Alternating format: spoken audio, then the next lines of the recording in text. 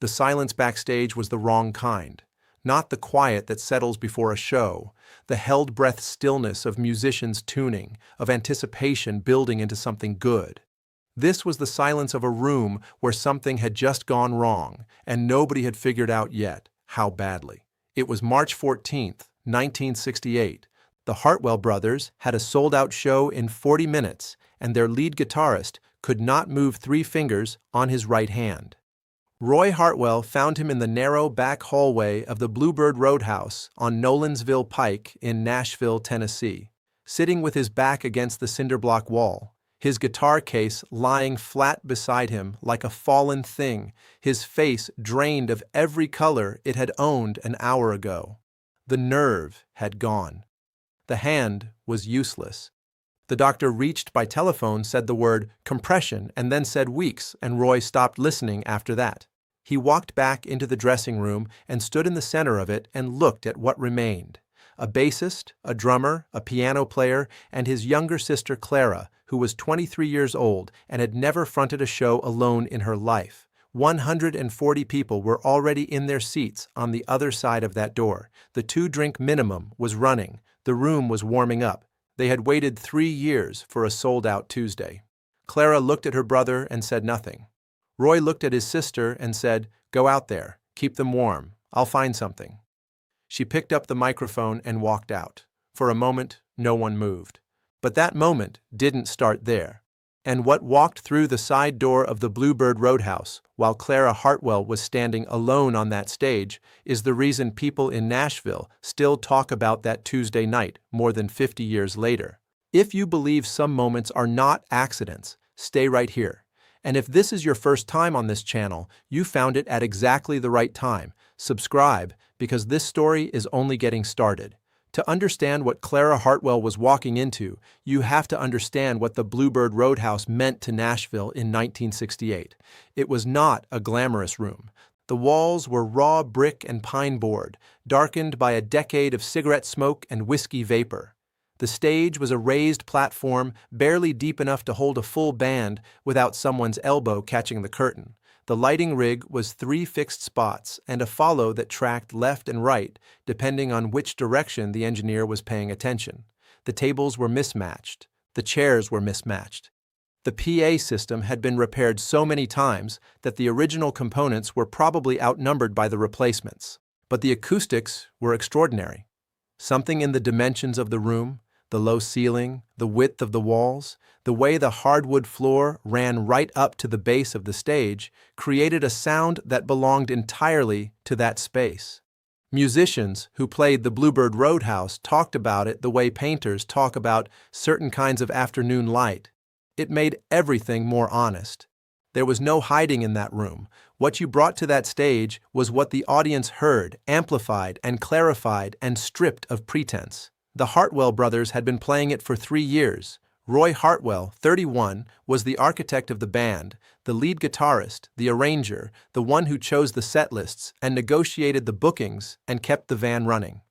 The rest of the band, bassist Earl Cobb, drummer Pete Danvers, pianist Gene Morrow, were working musicians in the truest sense, solid, unshowy, reliable as weather.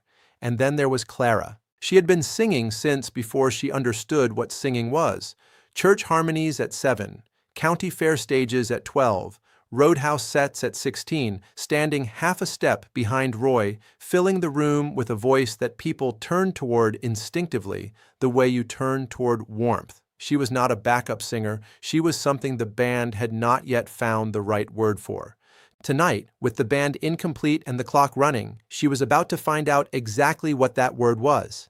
She walked onto the Bluebird stage alone, took the microphone off the stand, and looked out at 140 people who had no idea what was coming. Neither did she, and neither, yet, did the man sitting alone at the corner table near the side exit, the one with the black guitar case that nobody in the room had thought to notice.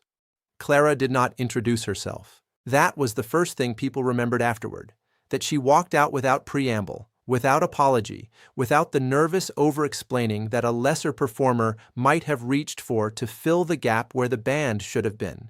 She simply took the microphone, let the room settle into its own silence, and began to sing. The first song was Crazy. Patsy Cline's song, the one that had been on every jukebox in every roadhouse in Tennessee for 7 years.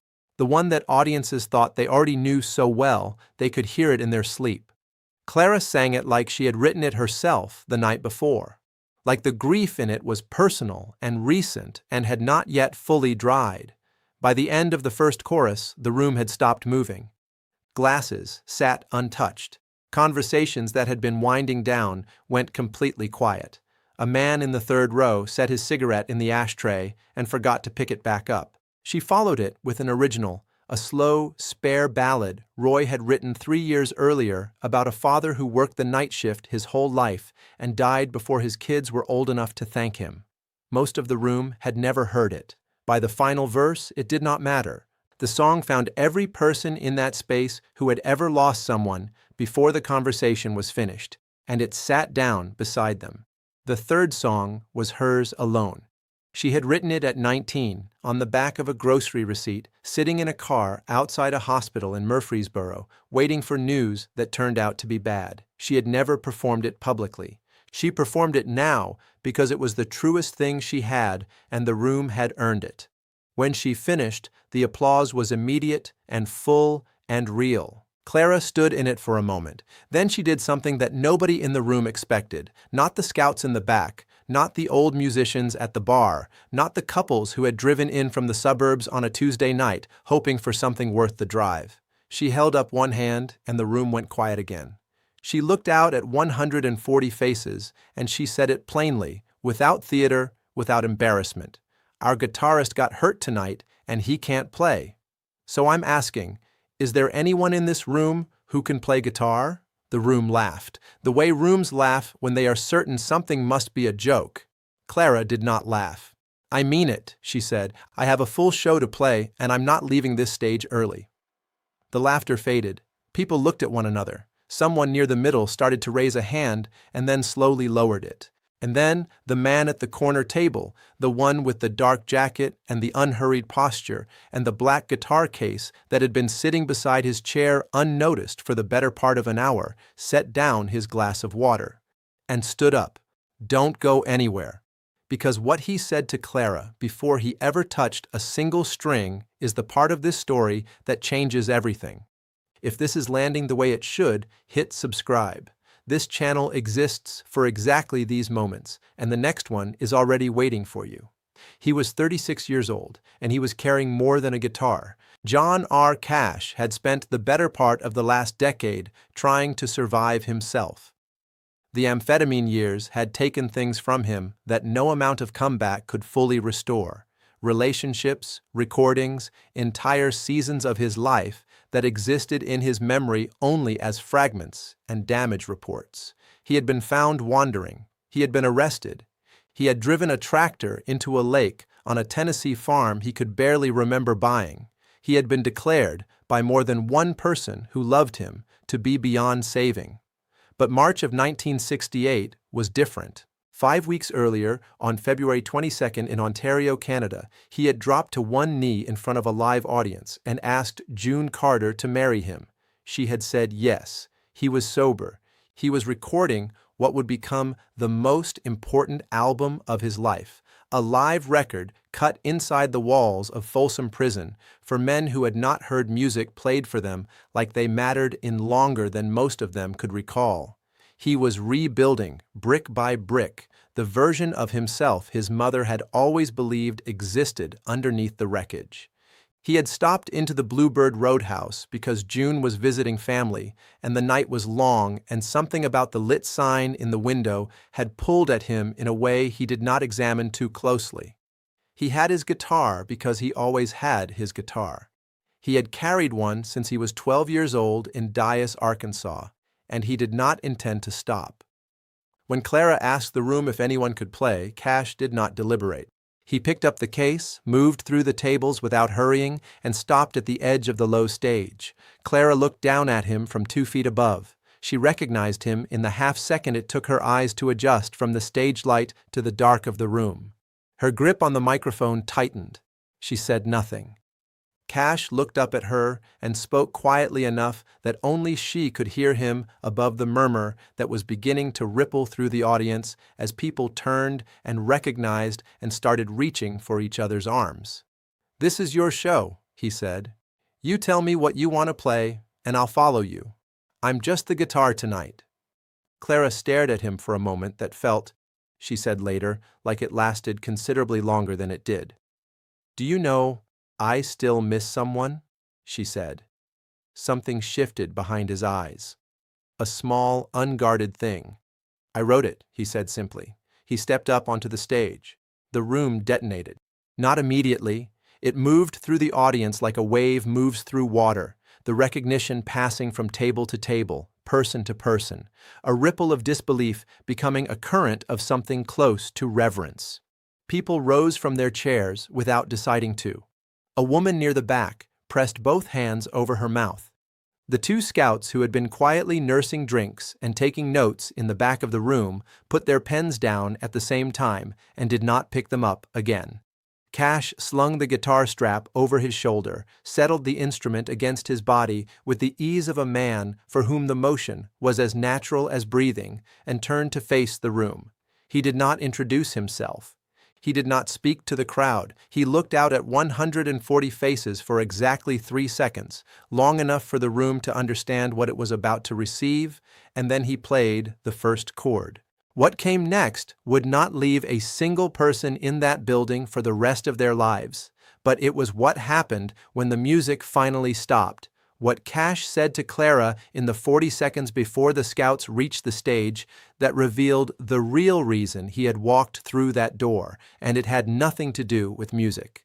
They played 47 minutes, 11 songs, no set list, no rehearsal, no sound check, no arrangement, no agreement beyond the unspoken understanding that had established itself in the first 16 bars, that Cash would follow and Clara would lead and neither of them would get in the other's way.